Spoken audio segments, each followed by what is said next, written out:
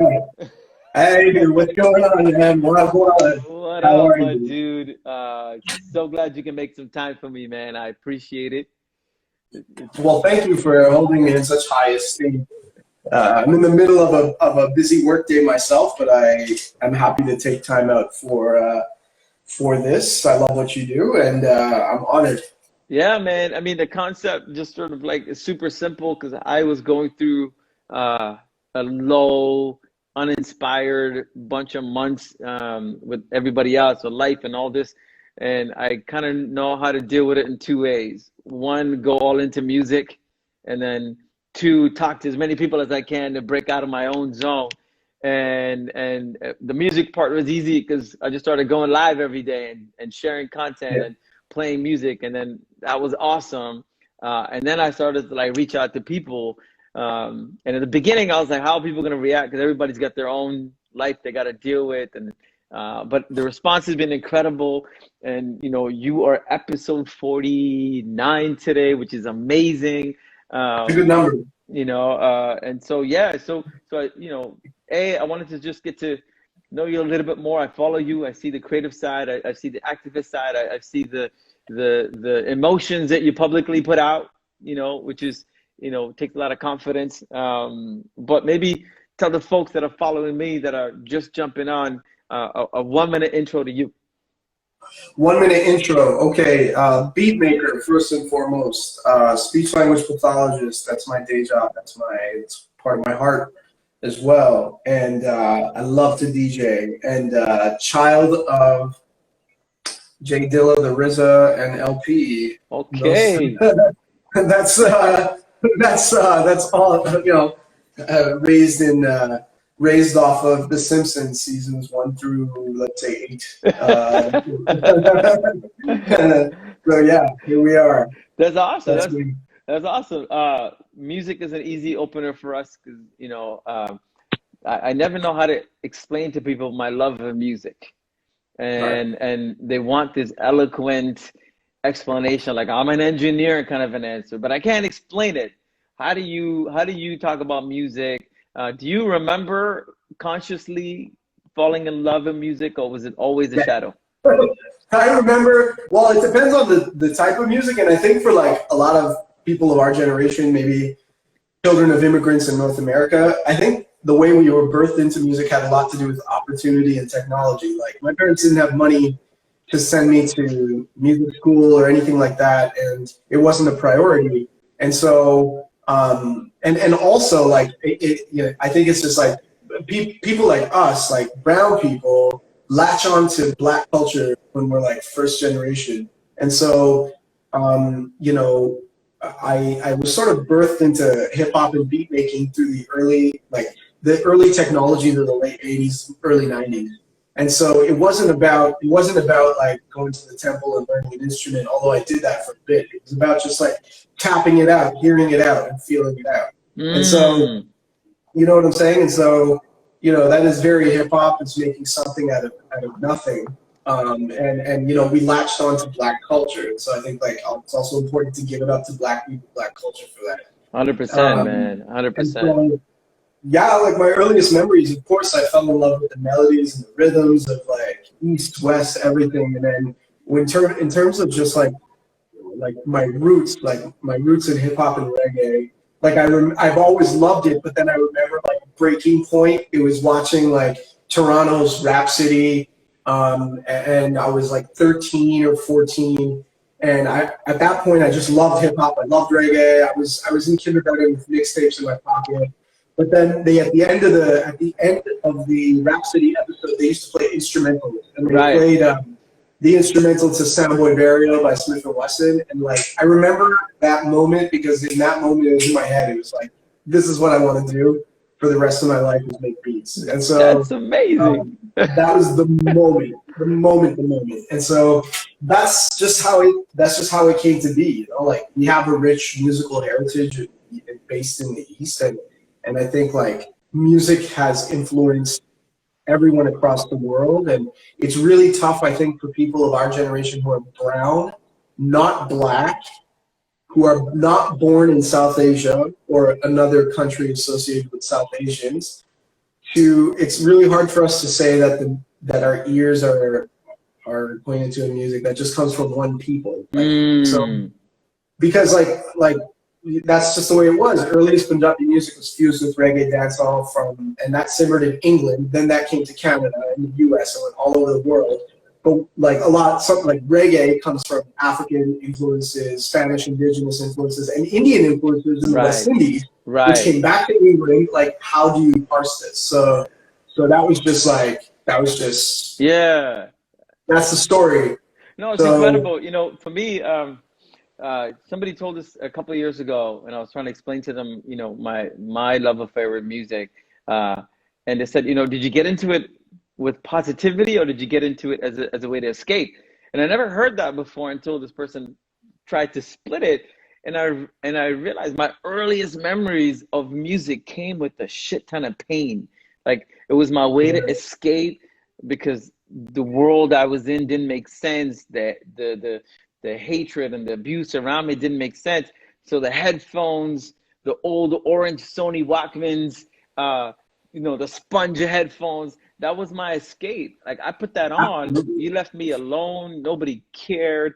And so much of my early interest in music wasn't even about the music, but what it meant to escape. And then I've developed a positive love affair much later. But even now, like, I've got so much music in my world, I can't name my top 5. I can't tell you the artist off the top because it's an energy, emotion more than lyrics and like names for me, right? Does that resonate? Like, are we on a page together? I think so. We are, because only recently in my 30s, I'm realizing that maybe I was created really early on in life to heal, because it's sort of like, I liken it to like Madam Web in the 90s Spider-Man cartoon. Madam Web, I think, was like a psychological construct that he made himself to heal himself and to reconcile his reality. And I feel like as artists, maybe when we're young, we become creative to deal with reconciling reality, whatever that could be. It could be very painful. So you know, in my case, it was like what do I ascribe to culturally? My surroundings were always very anti-Black, and to me, in my mind, that was very anti-brown as well. And so that's why I latched on to hip hop. But then, so it's not my cultural ascription to hip hop and quote unquote urban culture gave me identity that I was seriously trying to get from home, but home life was so shitty that it was hard to accept that identity for what it was. And also, children of immigrants, like, you know, you have to accept the identity over time. It's hard as a child to accept how you dress, how your house smells, how your parents talk, how your language sounds. So you're accepting this, but in the interim, you used hip hop and art as like a tourniquet to heal. So that definitely resonates with me. You know what I'm saying? So that's profound, man. I love how you talked about reconciling reality. You know, I haven't found a way to articulate that until just now. And reconciling reality allowed me to figure out that version 1.0 of my life, which was handed down with a shit ton of expectations that wasn't mine, or belief system that wasn't mine, is something I could break. And, you know, the very first urban track I heard was in 1989. We just landed. I come from Singapore, so I'm surrounded by like heavy metal, Iron Maiden, Samantha Fox, fused with Tamil music. But I was like confused as hell. And then, you know, Maestro Fresh West, Drop the Needle. I hear it for the first time when it hits. I was like, what just happened? Yeah. And like, I remember that moment the first time. I think I remember that. I remember I'm on the same page as you, man. I remember when Drop the Needle hit. It hit us. It hit us on a tribal level. We're brown people, not Black people, but for some reason there is a synergy there and there's a recognizing of flavor. And man, when Drop the Needle, the way it was sampled, the way it was chopped, the way the drums played, the way he rapped on it, it was beautiful. Man, it was, and so for me, that was the very first time I started to say, okay, the version of me who likes this music that I've never heard Yeah. before, who's that guy? And then let me explore that guy. And then if that guy is different than the version 1.0, well, I want to evolve into that guy. Right. And that was one of my first conscious decision to evolve. Do you remember version 1.0? And I feel like when I follow you, one of the reasons I like watching your content is I'm constantly Yeah. seeing creative evolution, stories, and transparency that you bring to the social feed. What's the 1.0 like, and like where are you today? I think I'm a normal person in the sense that I hate looking at myself in the past. Okay. Like, I'm always sort of ashamed of it and embarrassed, even though, of course, I think it's too idyllic to say, no regrets, I don't regret anything. I have so many regrets. Regrets are useful tools, like tell you what you don't want to do ever again. So my 1.0 is always embarrassing to me. It's just, my 1.0 was naive and just innocent and not knowing, but my 1.0 meant well, was trying to know. So like my 1.0 wasn't aware of, all my 1.0 knew was the senses, like what sounded good, what worked, and what gave him identity. Mm. So like you, let's just take Drop the Needle by Maestro Freshworks. When I heard it, I wanted that identity too. And we could be real about it. I mean, that's the huge problem that we're talking about right now in society. And I'm glad like maybe people like us recognize that. 100%. But we want that identity. It's kind of like what people say. I bring up Black people in this because it's so important. Like, who were we as brown people here? I didn't respect brown men in my community because they were always abusive to me. 100%. So it took me a while to learn to love the brown, my brown heritage. But, we talk about America right now. Let's say America, Toronto, but you could talk about Canada too. America loves Black people, but loves Black culture, wants to own it, wants to take it, but Black lives still don't matter in many ways. So, my 1.0 was very that. But that was young, not knowing, being bombarded with whiteness, colonialism all over. We grow up, we get the word to recognize all this, and then we recognize all this, and hopefully we become better people. You know what I'm saying? So Yeah. that was my 1.0. I would say my 1.0 meant well, wanted to feel good, didn't, had a love affair with Black culture, tried to learn about himself through that lens, but then as time passed by, would develop my own identity based on like history and experiences and recognizing like your own flaws as a brown person in a Western context. Yeah, man. Yeah, and the question that's on the screen, about recommendations for young folks that are having identity crisis or victims of the imposter syndrome. I think that baggage, and I'll give my 2 cents. And I'd love for you to also have the conversation, but it's a baggage you can't avoid being a byproduct of an immigrant mindset. Like there's a baggage around identity crises and imposter syndrome that comes because there's a shift in belief system and space and purpose. And the only way I was able to deal with it is continuously be brutally honest with what I was feeling. Like we all tend to have a version that we tell the world, and then we don't find enough time to be authentic to ourselves. And the more space I created for me and myself to have these conversations on who I am and what am I feeling and how am I feeling about what's happening with me, I was able to get closer and closer. And then to your point, there's a need to be accepted, and the brown culture that I grew up in, I couldn't find a space. And so, yes, I went into, you know, the Black culture because there was an acceptance that happened instantly. It was welcoming through music, through art, through DJing. And why would I say no to that when I'm absent of anything else? Yeah, I mean, it's also about survival too. Like my friends were mostly West Indian, and so adapting to that brand and flavor. If I was just going to be a survivalist about it and brutally honest, maybe that was my version 1.0's way of surviving, was to just to adapt. But I have to say, I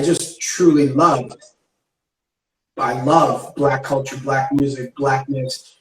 This is a double-edged sword. As brown people, I think most of us are here in North America, and we're settlers. Most of us didn't come with our history erased, which is a really particular kind of trauma. And so we just need to reconcile that.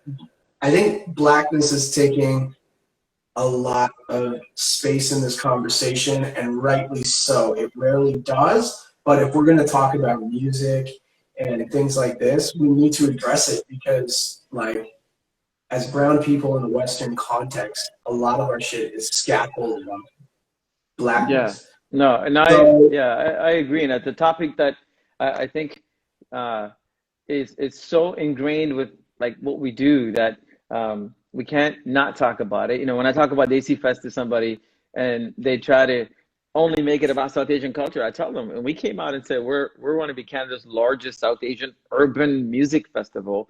The word urban separated me from everybody else, but I bore that, and I'm conscious of it even more today than before. You know, I feel like we're similar in how we like think about things and absorb life.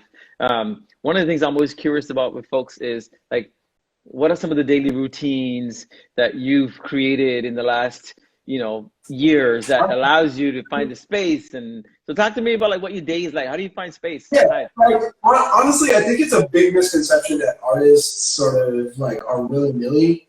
I can't make anything creative or related to like something structured like my day job if I don't take care of myself at least at some point in the day, or wake up at the right time, or like I don't sleep in. Like I don't understand this idea of artists sleeping in. There's no day where I wake up after 7 o'clock. Like, and I'm cool with that. I'm happy with that.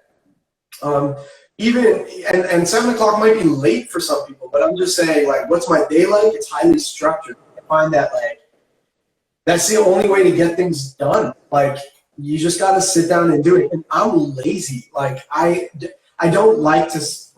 I think, let's just be real. Like, I'm lazy. I think my natural tendency is to not want to do things and to just sit in my, in the back of my head, I'm carving out between 3 p.m. and 6 p.m. to sit around and be depressed. Like, I'm naturally doing that. Like, I think we have a dark side, and to get to know that dark side in a safe way is of the utmost importance, because when I find myself going there, you know what I'm saying? Like, I want to remind myself that this dark side I've learned already leads nowhere. If you really wanted to finish that beat, if you really wanted to finish that piece of work or do something, you really just have to recognize the fact that nothing's going to get done without any structure or routine, and you're sitting here and you're stewing. If you want to sit here and stew, set aside a time. Stew at 9 p.m.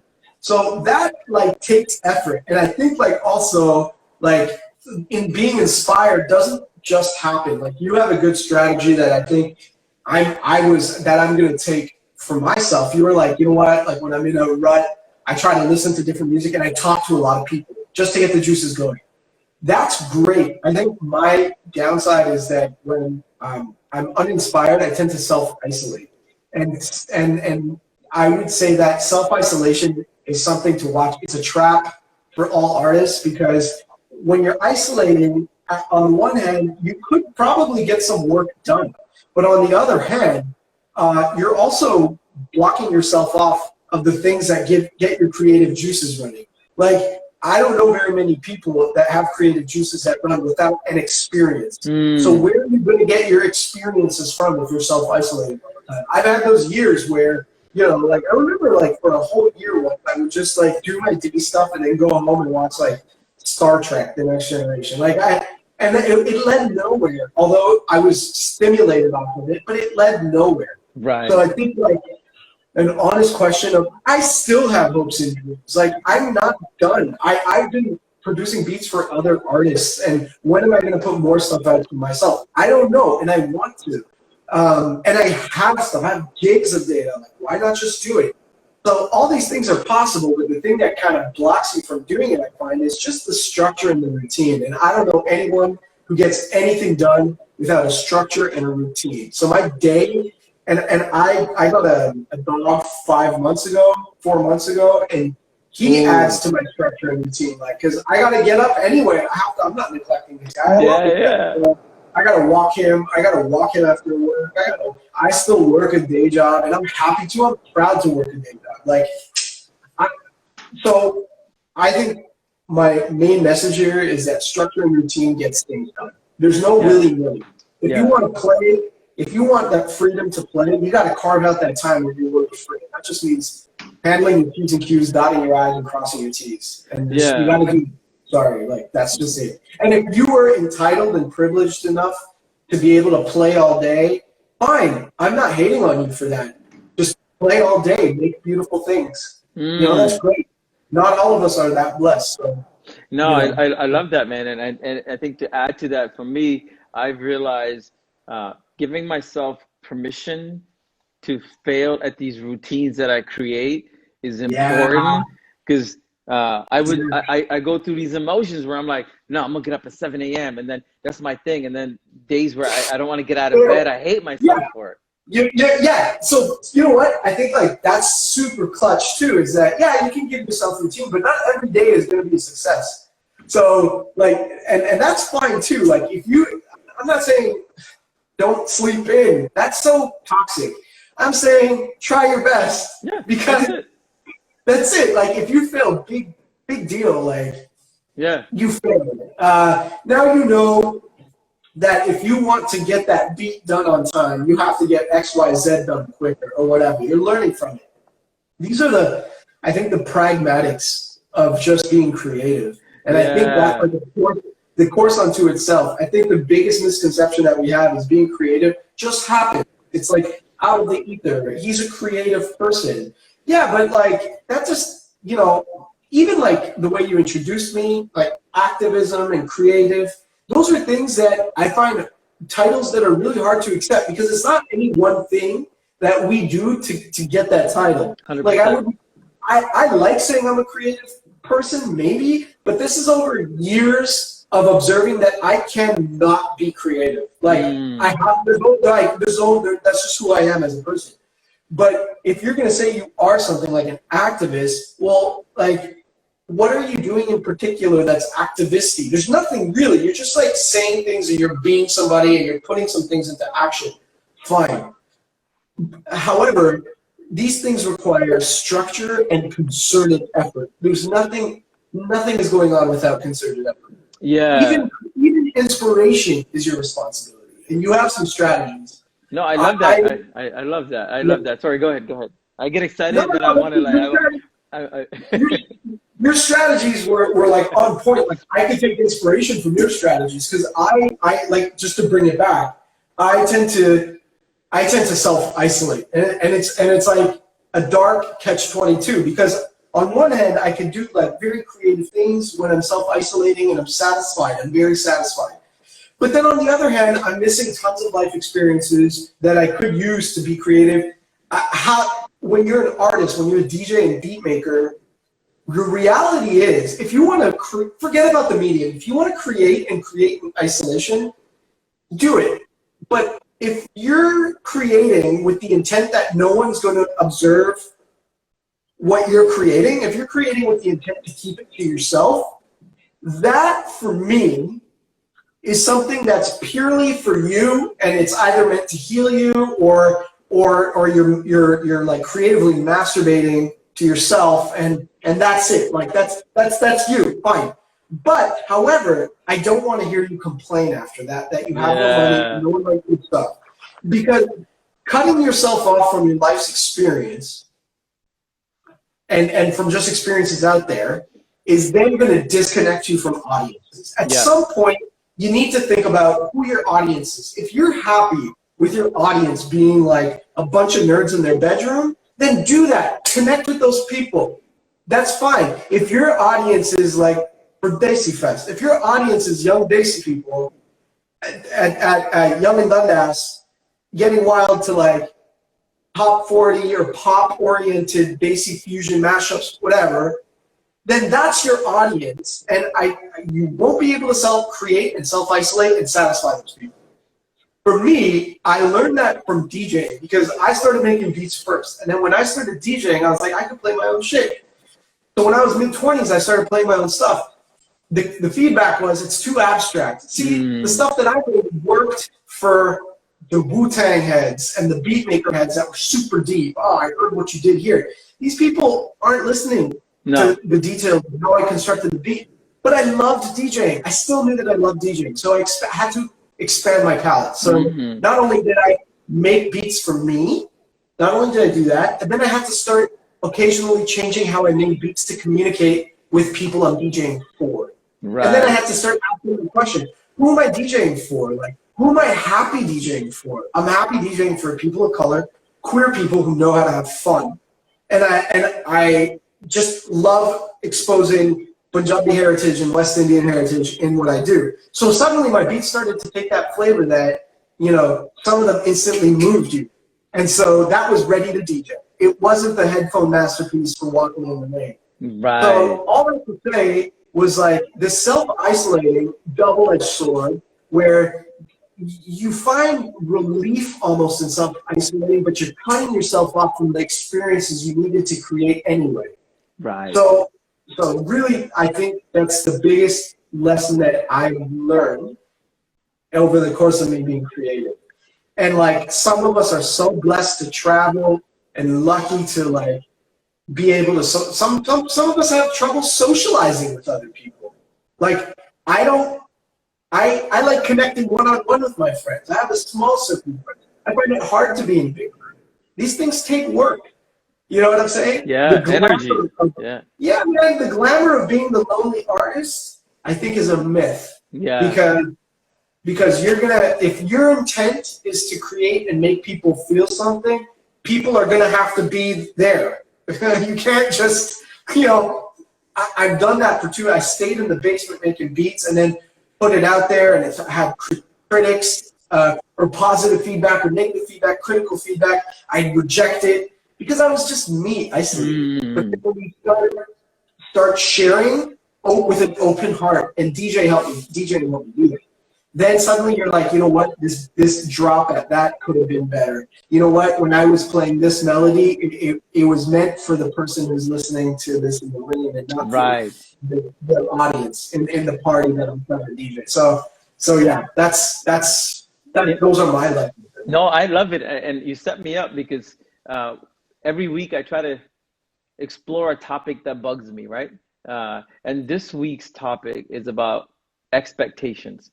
And I was down this really dark path over the weekend going, okay, I haven't spent this much time at home. You know, I built my DNA is I get up, go to the office, build business, and I'm really good at that world. And my wife is awesome running the home, and, you know, I get exposed to the kids, but I know it's like 3 hours a night, the weekend. But when I look back from like April to now, I'm like, man, like, I haven't spent this time with the family, being a dad, and then being an entrepreneur, and being an artist, and then being a public-facing figure. All this stuff, I'm like, how am I managing these expectations that I've set for myself and the world? And then I got really dark, and like I slept for 3 days straight because I couldn't handle the noise in my head. And when I can't handle it, I typically shut down. Like a bit of CBD, THC in my system.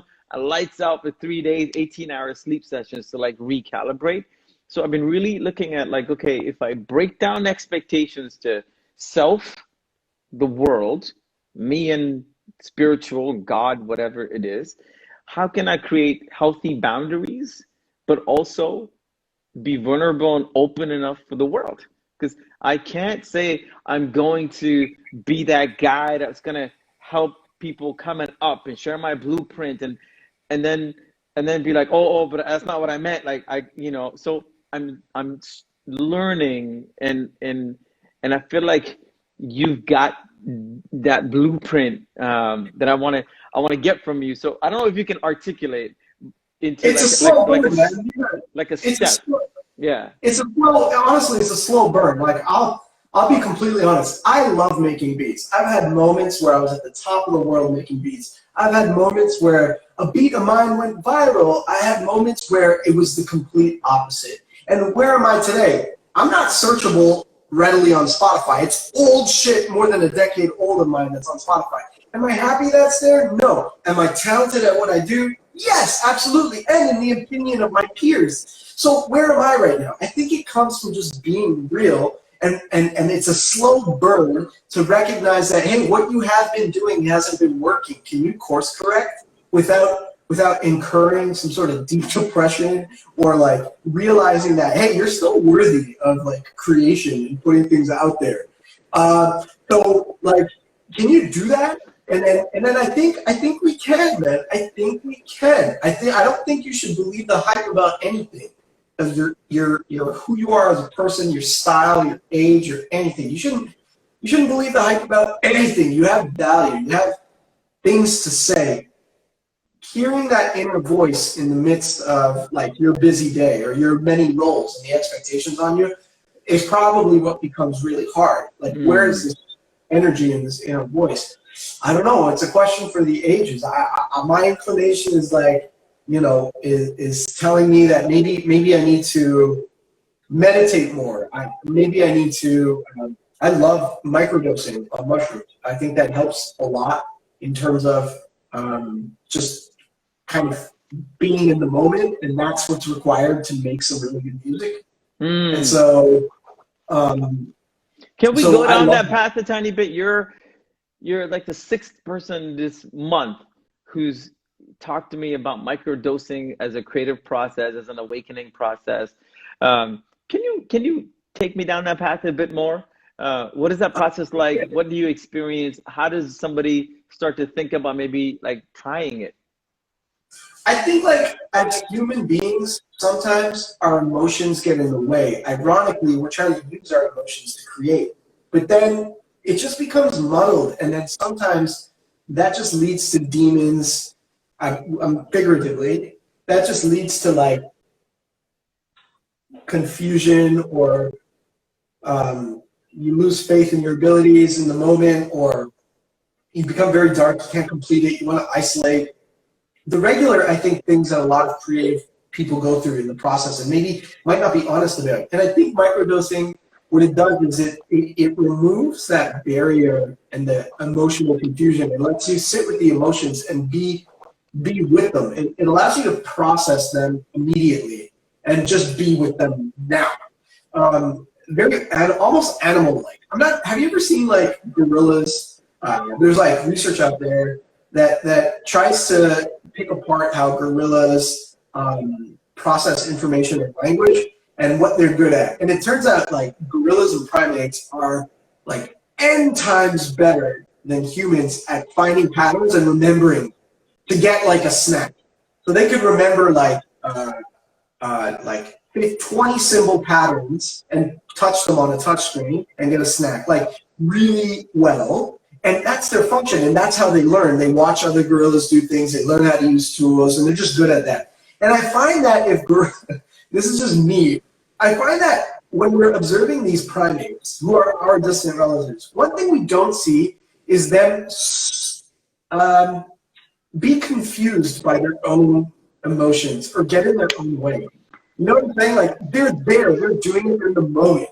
And it's like very, very primal. And so when you watch them do these like tasks, they're just doing it like nothing. They're not thinking about themselves, oh, can I remember it? I can't remember it. I never remember anything. My memory stinks. This sucks. Why am I doing this for this teeny snack? They're not thinking about any of that. They're just doing it. And so I always think of that research when I'm like microdosing or trying to create or whatever. And I'm like, just be like a primate because they're in the moment.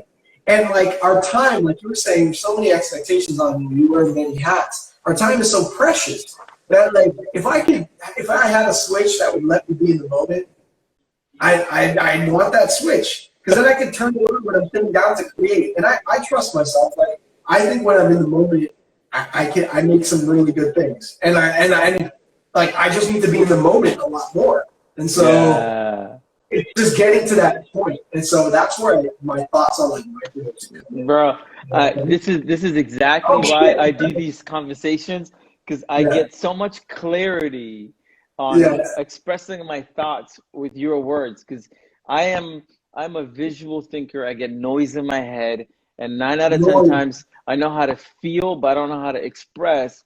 And these morning conversations or daily conversations now give me new language that I don't have.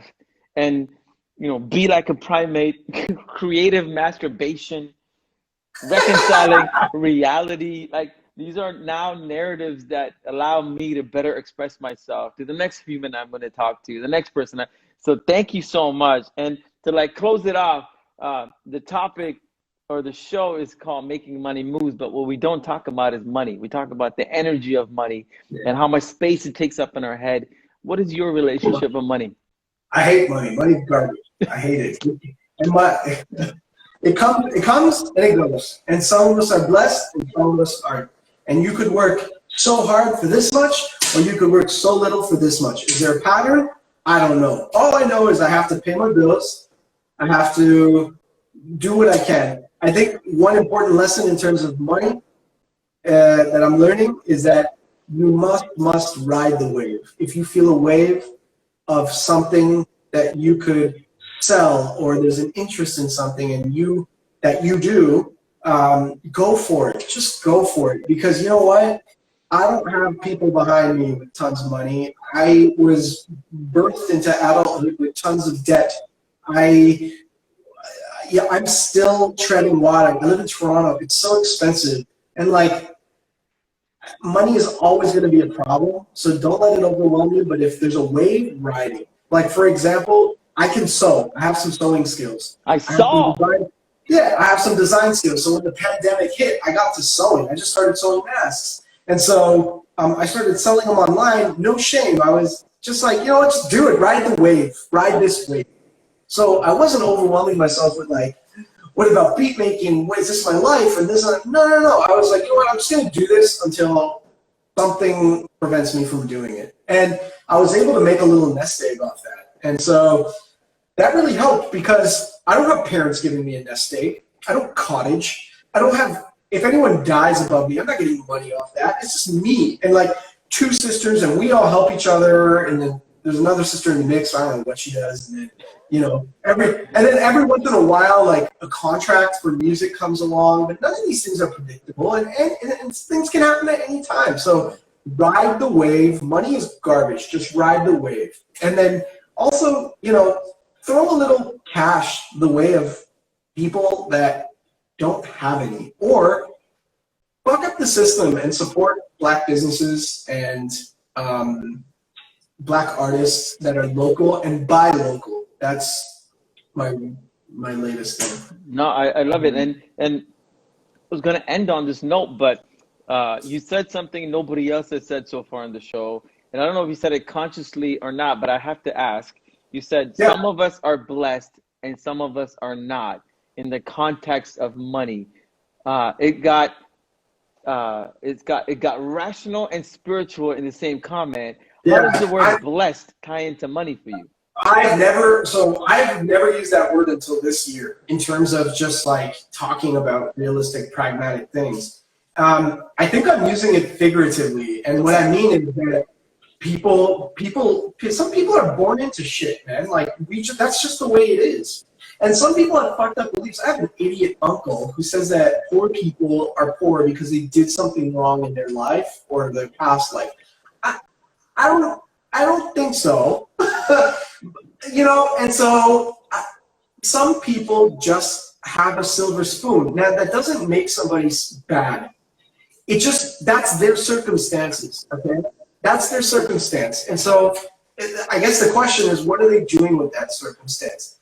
And some of us aren't. Like, definitely I wasn't. In some ways, if someone else was looking at me through their own lens, they might be like, oh, this guy has it all. He has a good job. He's creative, this and that. He lives on his own. But this didn't come without concerted efforts at all. Like, I could tell you about my journey through university and what it meant to make beats throughout that and be in white environments and the sacrifices that were made. I could write a book on that, but I'm not here trying to be like, look at me, I've worked so hard. That's useless and wasting my time. But I say people are, I use the word blessed, I think figuratively, meaning just the constellation of circumstances for them have stuff. And what they do with that stuff is the question. They're not bad because they have stuff. I could sit here and be resentful. Why not? That's not going to do anything either. So, you know, I think in many ways I have some stuff, and in many ways definitely don't have stuff. Money is definitely something that you need to ride the wave for and think about. And you know what? There's no time like the present to learn about it. I wasn't raised with financial literacy. I wasn't raised with that. My lost my mom early. My father made terrible financial decisions. So this is all like a learning process for me. Ideally, I just wanted to focus on art and make money. It just doesn't happen that way. So, you know. I love that, man. Listen, I'm extremely grateful for your time today. So much clarity in this conversation. And what I love about these conversations is we have a framework, but it really takes its own life with every conversation. And you had shone some lights on some clarity on things that I was thinking about all week and how to articulate it. And it gives me a chance to take all this stuff, sit back in my little isolation moment, end of the day, and go, let's put the pieces together so that tomorrow I've got a little bit more clarity than today. And with every moment of clarity, I get a bit more honest with myself. And that's really all I hope for. And so I appreciate your time. I thank you so much for making the time for me today. Absolutely. And here's to more creative moments for both of us in the future. Yeah, man. And hopefully when all these things ends, like we can actually jam and we can see each other. I appreciate you, brother. Have a great day. Thank you so much. Take care, buddy.